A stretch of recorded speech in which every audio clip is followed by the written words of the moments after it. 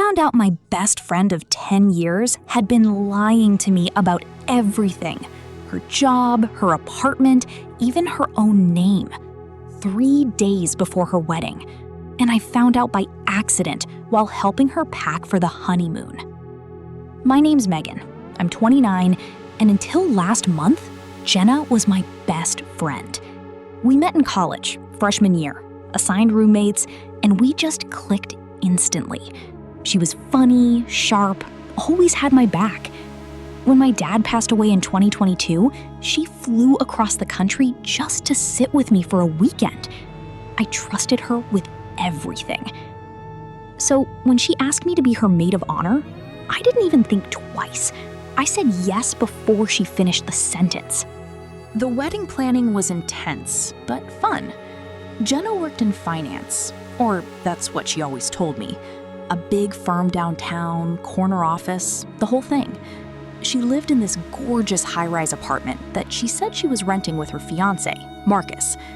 Marcus was a sweet guy, a little quiet, worked in software. They seemed happy, genuinely happy. 3 days before the wedding, Jenna asked me to come over and help her pack for the honeymoon. Bali, 2 weeks, the whole dream trip.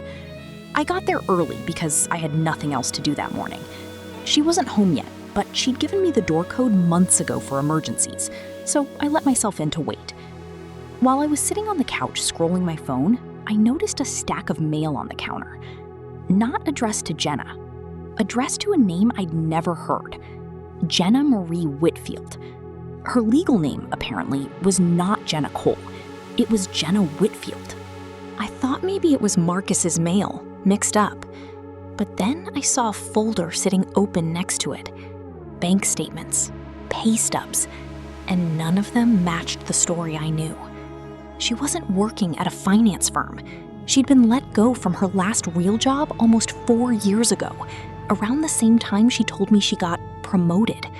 Since then, she'd been working part-time at a call center. The apartment wasn't hers and Marcus's. It was her aunt's, who was living abroad and letting Jenna stay there rent-free while she got back on her feet.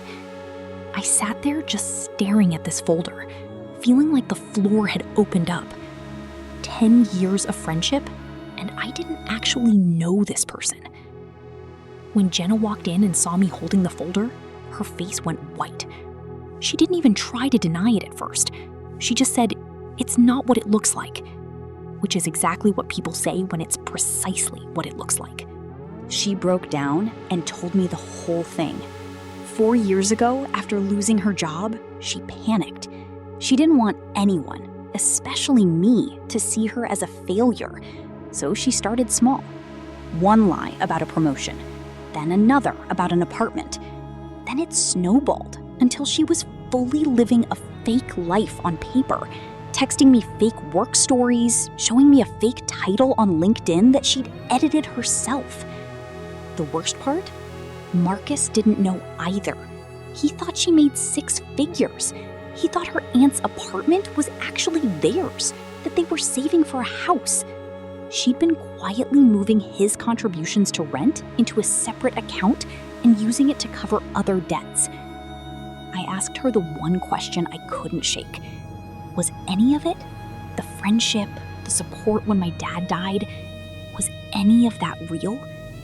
She cried and said yes. That was the one thing that was never fake. But I didn't know how to believe that anymore. Not after finding out how easily she could lie to my face for years without flinching.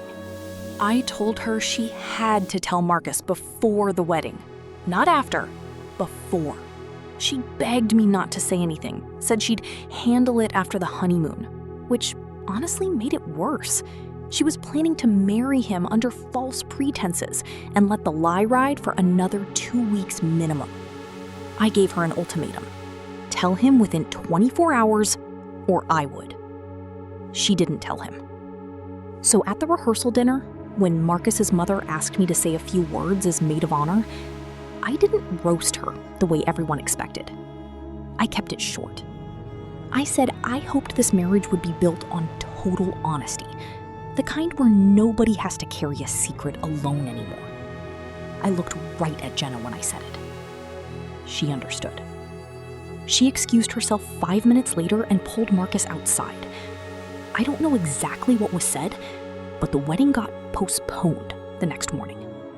Not canceled, postponed. Marcus needed time, he said. Time to figure out who he was actually marrying. Jenna hasn't spoken to me since. Mutual friends are split down the middle. Half think I should have kept my mouth shut and let her handle it privately. Half think I did the only decent thing by not staying silent while a man walked into a marriage built on a fake identity. The strangest part is Marcus actually texted me a few weeks later, just to say thank you.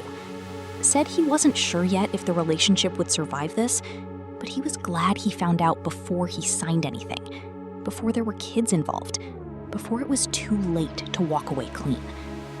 I keep replaying that morning on the couch, that folder in my hands. 10 years of friendship, and I still don't fully understand how someone I loved could lie that completely, that consistently, for that long.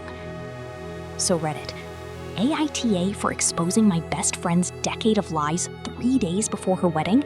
Or should I have let her tell Marcus herself, even if it meant he found out after they were already married?